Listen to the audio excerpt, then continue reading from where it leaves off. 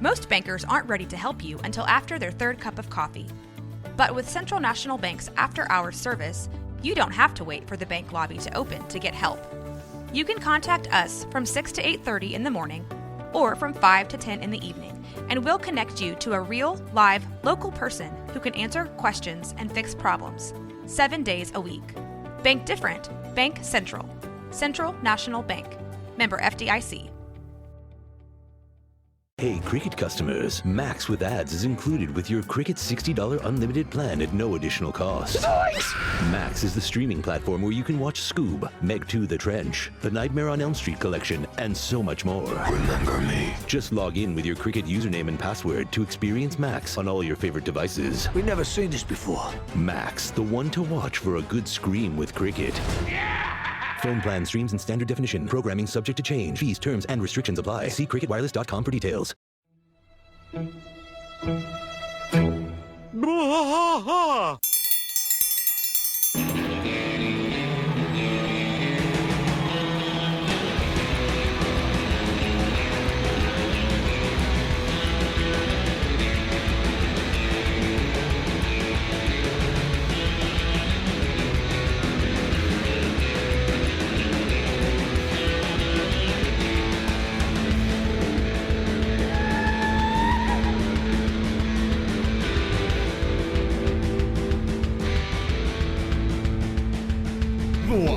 Fight all through the night, deep in the heart of Texas. The trailer park is nice and dark, deep in the heart of Texas. That drinks his brew and he spits his chew, deep in the heart of Texas. The TV blares, but no one cares, deep in the heart of Texas. Here we go! Hey there, everybody. Welcome to Bois, a King of the Hill Rewatch podcast. I am Mike. And I'm Rusty. Rusty, it's Friday. It is Friday. It's Friday, and we have a special guest. And that ain't right, that's for sure. So we have... I think that is right. It might be right. So today, guys, on this great Friday episode of Bois, we have a gilder on the other end of the line here. I'm interested to find out what a gilder is. Very Handsome Shrimp is the name that I found him underneath. He was in the KOTH, King of the Hill, content sphere on Instagram, and what I had found was a gilded, I guess you call it, painting of Hank Hill and Bobby in the little devil costumes. It was two separate things, and then he had a bounty hunter one that he had done with Dale. So go ahead and tell us a little bit about yourself, Bob. Yeah, sure. I'm a painter and a gilder, and I love King of the Hill. Love all cartoons. King of the Hill, like you guys, I'm sure, kind of just holds that special place at the upper echelon of my heart. And that's kind of a recent thing. I grew up more like a Simpsons fan, and I watched King of the Hill, but it didn't quite sink its hooks into me until I was a little bit older. I think that's a lot of people, yeah. I think that's a lot of people. It was once they got a little older, they started to identify more so with the characters, and it kind of developed a relationship. I've noticed that in a lot of younger millennials, and even some of the older Generation Z that I've interacted with on Twitter. It's crazy, the fan base that's actually it's still growing a fan base. As people are able to relate to it. Yeah, I have had a lot of success marketing my artwork on TikTok, and I was really surprised at the giant community of people on TikTok that are there for like King of the Hill type content. Yeah, it's kind of crazy whenever you start looking into all the King of the Hill stuff that's out there. Instagram, TikTok, it's a real community. And to what you said, I think that King of the Hill, it's one of those things that, they say you're a Democrat until you pay your taxes and then you become a Republican. I think it's kind of the same thing with King of the Hill. You have to have a little life experience, and then you realize, oh, crap, I've seen that. Oh, I know that guy. Oh, this thing's happened to me. Absolutely. Yeah, so I think King of the Hill is a little bit of a acquired taste that way. I was just going to say it really blossomed for me more so in like the last 5 years, and I'm 32 now, and like I said, I watched it when I was a kid. I remember seeing the Kidney Boy episode like over and over and over again when I would go to school, but it really developed more into my favorite show later in life. Yeah, absolutely. I'm 32, and so the show always was kind of special to me. I always liked the show. It was something that was always in my like scope, but now that I'm older, there's just a greater appreciation, I guess, than I had when I was a teenager, you know, smoked out of my mind, sitting up in the, upper echelon of the house in the very tip-top room, just hiding at 2 a.m., watching as much cartoons and, filth TV that I could. You were in the attic? I wasn't in the attic, but I was in the landing space. So it was like an area that really would have been like a sitting room to look out the window in, but it was just transformed into a bedroom. Huh. And I used to just sit up there and so keep an eye on you. No doors. I would throw the window up, and my parents smoked cigarettes. So as long as I smoked a cigarette after I smoked weed, I was in the clear. So I would like hang out the window with the TV going, and I would record a bunch of TV so I could have TV to watch. I would record all kinds of programs and stuff. So Bob, tell us what it is you do. Yeah, what is gilding? Tell us about gilding and how you came to this. Well, I wasn't really sure that it was ever going to turn out the way it did. It's kind of like one of those COVID hobbies that popped up. Like a lot of people got into tufting rugs and weird arts and crafts like that. I just started painting more. My girlfriend's a really good artist, and she had painted me something on glass that I thought was really cool, and she used just like a textured paper inlay on it, and I kind of was interested in like what else you could use for inlays, and I saw people gilding, like you see it, maybe you go downtown on Main Street, wherever you are, and businesses will have their business names like in gilded letters on their window fronts. Yeah, I know exactly what you're talking about. Yeah, that's beautiful. I've always thought that that look was, it's a real classy look for businesses. Yeah, and I mean, that's what I do. I do stuff like for businesses.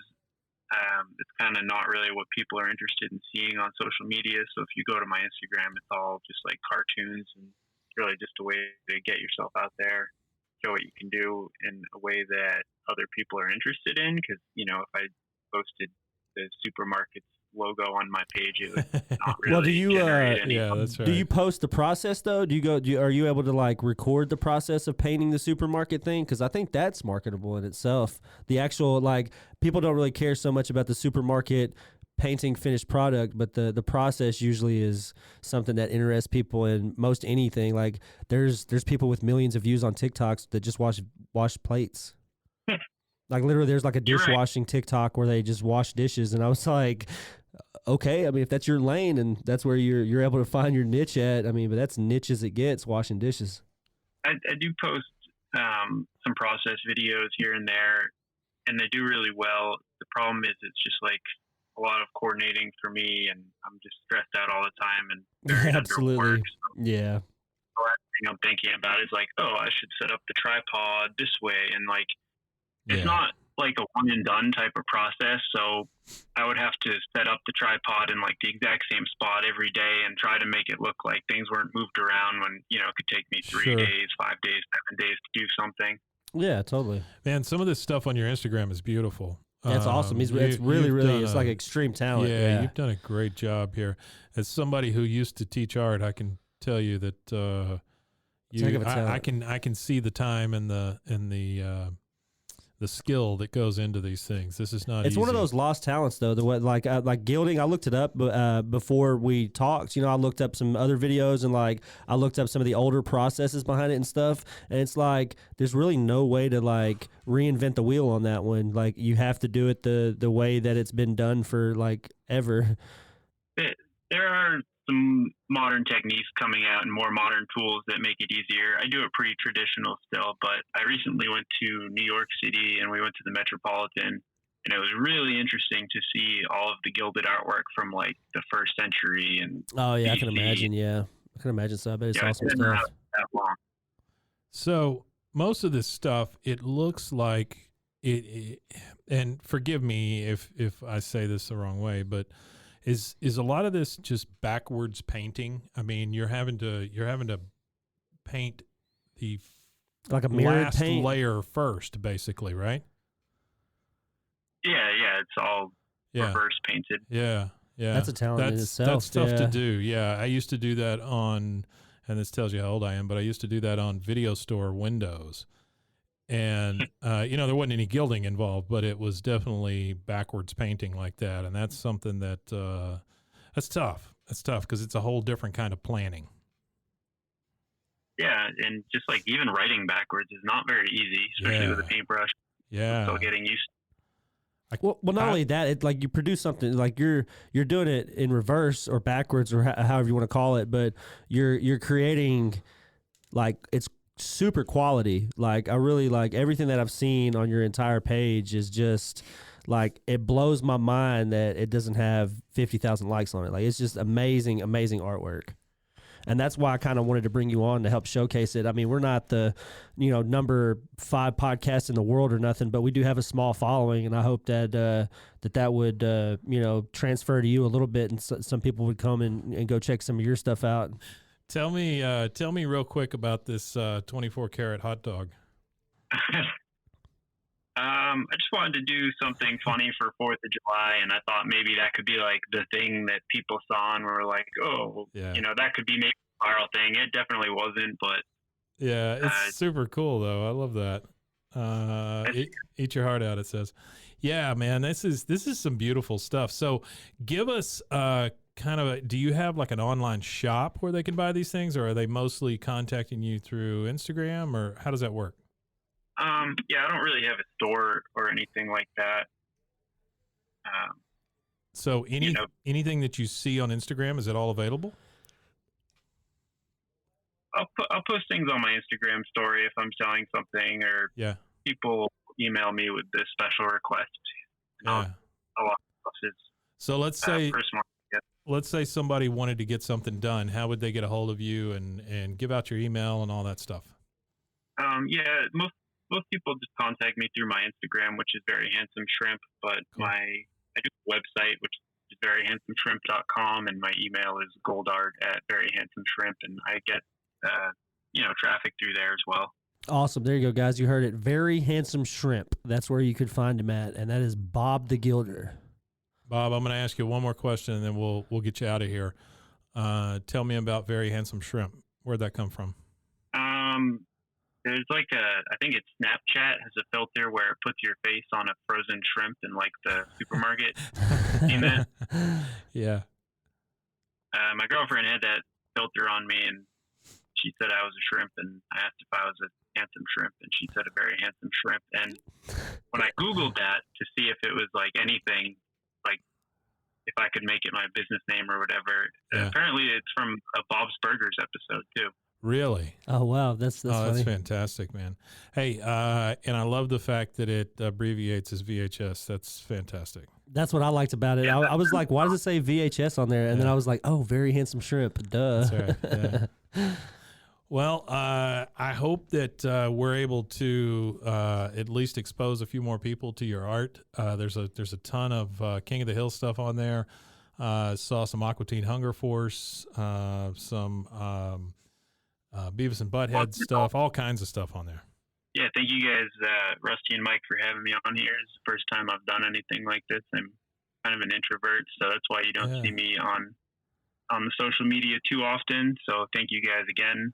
Yeah, we appreciate you coming on. Yeah, we can't thank you enough for coming on, man, and I hope we help. That's one of our goals here. That as we transform, we've been doing this now for almost a year, under a year, and one of our goals is to start bringing on community content creators inside of the King of the Hill sphere. You're actually, I think, our second King of the Hill content creator. We had another one called Feminist Peggy, and she makes different kinds of jewelry and stuff related to King of the Hill. So it's just cool to be able to have a podcast and have this platform where we could like uplift some, community members with inside of the King of the Hill sphere. Tell your girlfriend that she did a great job naming you. That's fantastic. Thanks. All right, man. I don't know. All right, guys. Thank you. Take it easy. We'll see. Take it easy, buddy. Thank you. Bye-bye.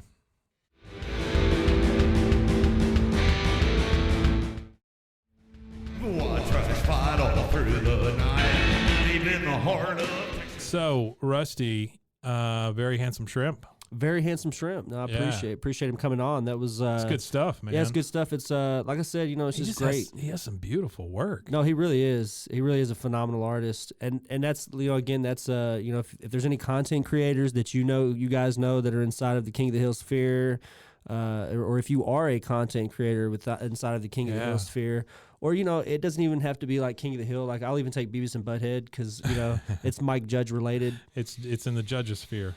Oh, did you hear about that show that they were doing that got canceled? Yeah. The King of the Hill creators. Yeah, I saw some. Crimes. Bad Crimes. I saw some animators on Twitter that were looking for jobs. Yeah, I don't know that it's totally canceled. I know that they're going to shop it to some other networks and stuff. I hope so. Knowing those guys, somebody's going to pick it up. Well, between Mike Judge and Greg Daniels, I think they can probably get some work. I just don't understand why. I feel really bad for those guys. I think they'll why be would okay. Netflix though? Why would Netflix? I just don't understand why they would. New management.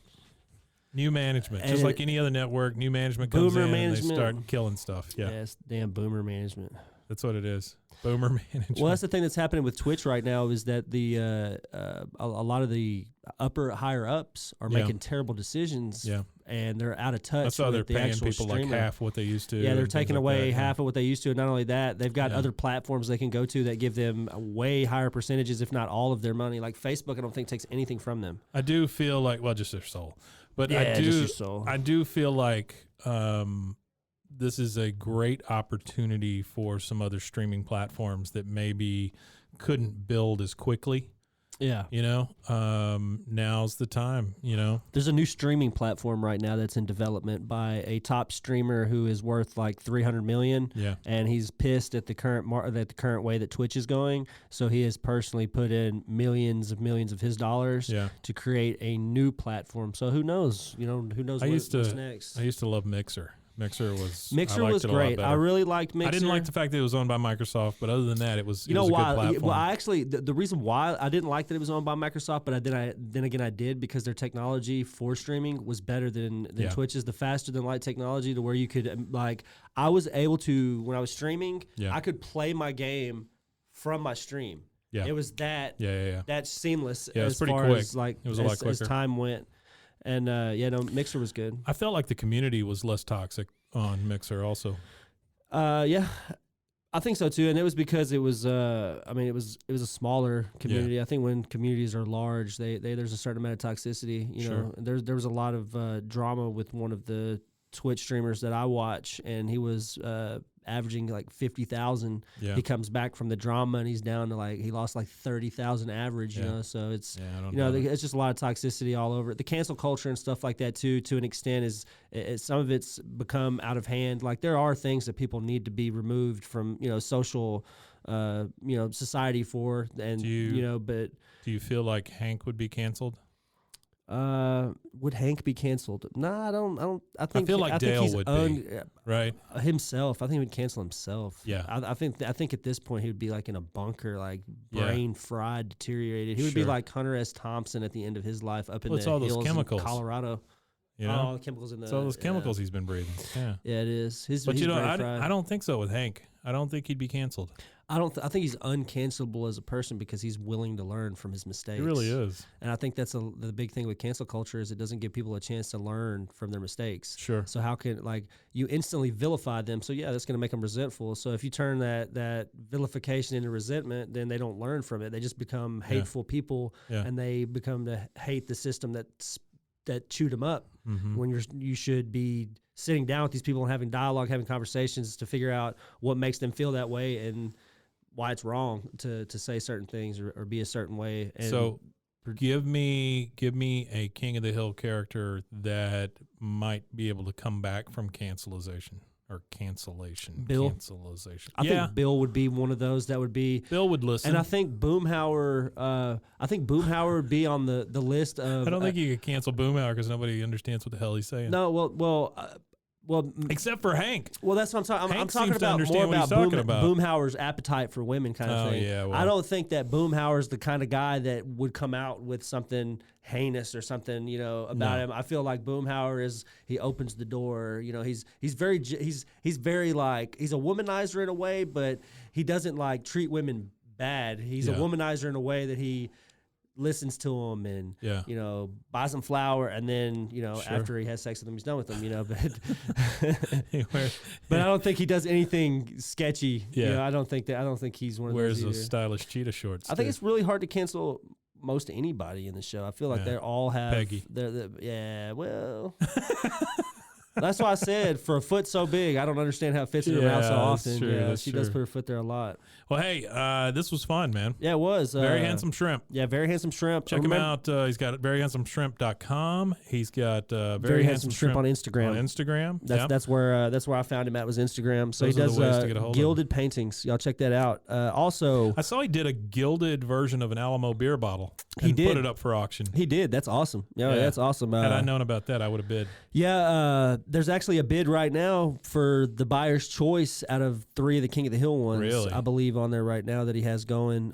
So y'all make sure to rush over there, go check it out. And if I'm gonna send him our logo. if you go over there to him and you leave a comment and you mention our podcast, Yeah. I'll give you a shout out in our next episode, and I'll put you down Absolutely. for a free sticker when we get our stickers produced here soon. And you go in the bin for a free shirt whenever the shirts start. There you go. And rolling you'll out. also go in the bin for a free shirt and a free sticker if you go over to Very Handsome Shrimp on Instagram, and you comment, "Hey, we're here from the Bois Show."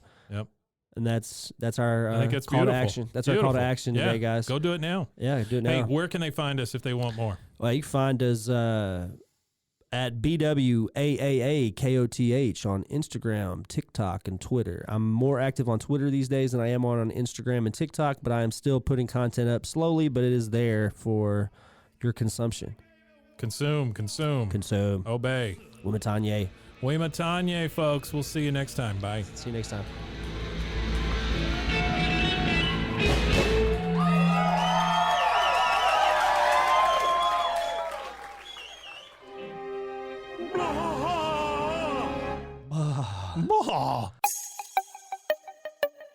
This has been a Rogue Media podcast.